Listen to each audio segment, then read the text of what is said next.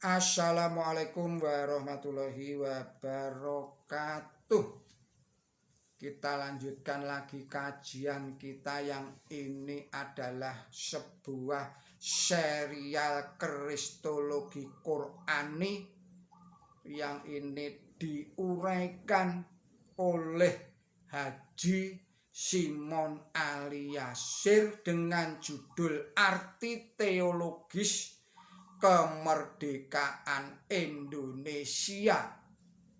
Saudara-saudara para pemirsa Kereweng Aji Channel yang berbahagia serta kaum muslimin wal muslimat rahimakumullah.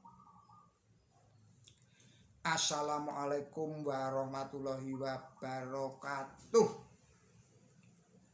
Allah berfirman di dalam surat Al-Maidah, yaitu surat 5 ayatnya 14. Bismillahirrahmanirrahim. Dan di antara mereka yang berkata, kami adalah orang Kristen, kami telah membuat perjanjian dengan mereka, tetapi mereka melalaikan sebagian dari apa yang dengan itu mereka diperingatkan. Maka dari itu kami bangkitkan permusuhan dan kebencian di antara mereka sampai hari kiamat.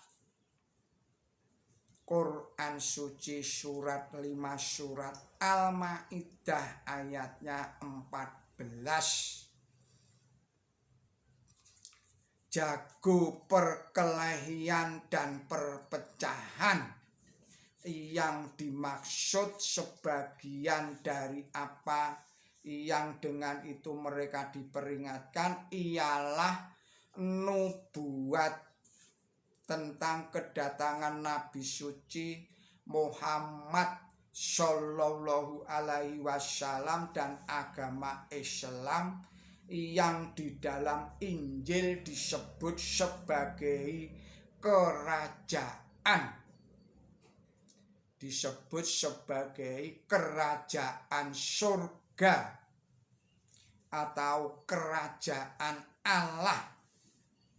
Kerajaan surga itu luasnya seluas langit dan bumi. Quran suci surat 3 surat Ali Imran ayatnya 132. Akan tetapi bagi orang-orang yang berdosa untuk memasukinya lebih mudah. Seekor unta masuk dalam lubang jarum. Lain halnya dengan orang beriman, karena bagi mereka berlaku seruan Allah Ta'ala. Terdapat di dalam surat 27 surat An-Naml ayat 27 sampai dengan ayat 37. Bismillahirrahmanirrahim. Wahai nafsu yang tenang, kembalilah kepada Tuhan dikau dengan lega dan amat melegakan, dan masuklah ke dalam golongan hamba-hambaku, dan masuklah ke dalam surgaku. Surat 27 surat An-Naml ayat 27 sampai dengan ayat 30. Saudara-saudara para pemirsa Kereweng Aji yang berbahagia serta kaum muslimin wal muslimat rahimakumullah, kerajaan surga itu disebut pula kerajaan Allah, karena bagi mereka di sana kerajaan Allah adalah suatu realitas, Mereka sadar betul bahwa Allah mengetahui apa yang ada di langit dan apa yang ada di bumi. Tidak ada percakapan rahasia di antara tiga orang, melainkan Dia adalah yang keempatnya.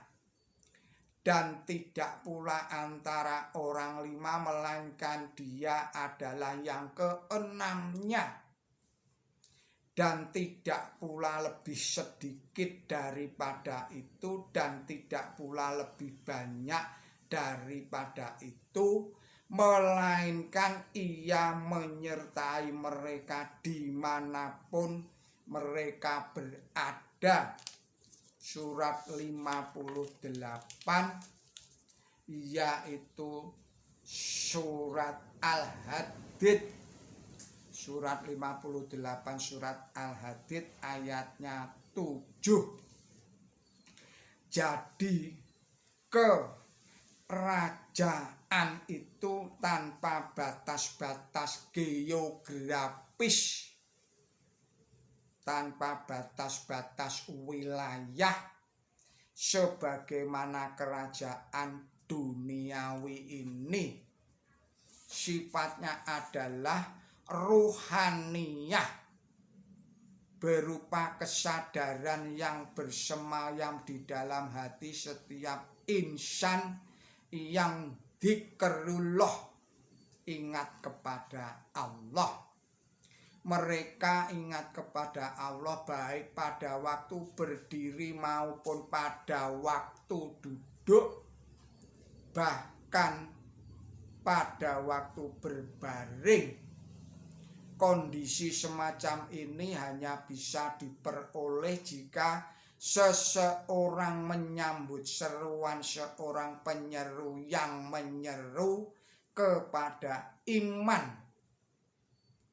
Munadiyan yanadi lil iman, serunya aminu birobikum, berimanlah kepada Rob kamu. Surat 3 surat Ali Imran ayatnya 193. Saudara-saudara para pemirsa Kereweng Aji yang berbahagia, serta kaum muslimin dan kaum muslimat rahimakumullah, penolakan terhadap seruan mulia itu mengundang ajab dari Allah subhanahu wa ta'ala. Meskipun mereka senantiasa mengucapkan doa, ya Bapa kami yang di surga, dikuduskanlah namamu, datanglah kerajaanmu, dan jadilah kehendakmu di bumi seperti yang di surga. Surat Matius pasal 6 ayat 9 dan ayat 10. Tetap terkena ajab yang mengerikan karena menolak Nabi suci Muhammad Sallallahu Alaihi Wasallam yang kedatangannya telah dijanjikan oleh Allah Subhanahu wa Ta'ala kepada umat manusia melalui para utusan masing-masing umat. Ma wa'atana ala rasulika, Quran suci surat 3. Surat 3 adalah surat, sebentar saya lihat dulu, yaitu surat Ali Imran ayatnya 194.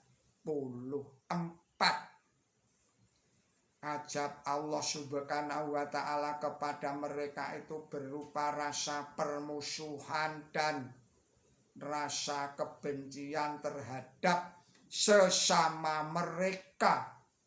merupakan karakter mereka yang mengaku sebagai orang Kristen.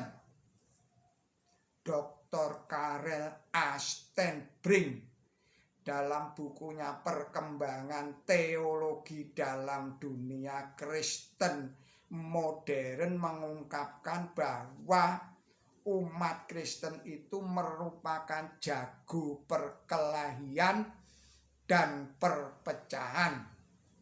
Halaman 1. Perang agama di Eropa dan di Indonesia. Mengapa penolakan terhadap Nabi suci Muhammad Shallallahu Alaihi Wasallam mengakibatkan mereka terjebak di dalam permusuhan dan kebencian terhadap sesama umat Kristen? Karena dalam agama itu otoritas tertinggi tidak terletak kepada kitab sucinya, melainkan terletak pada ulama dan pendetanya, yang di dalam Quran suci dilukiskan dengan kalimat Bismillahirrahmanirrahim. Mereka mengambil ulama-ulama mereka sebagai Tuhan di samping Allah dan Al-Masih bin Maryam. Quran suci surat 9 surat At-Taubah ayatnya 31. Para ulama dan para pendeta itu oleh Allah Subhanahu wa Ta'ala diberikan amanat untuk menjaga kitab suci. Surat Al-Maidah ayatnya 44. Akan tetapi mereka tidak melaksanakan amanat itu dengan baik, karena mereka biasa melakukan tahrif atau takrif atau memanipulasi ayat. Quran suci surat 2 surat Al-Baqarah ayatnya 75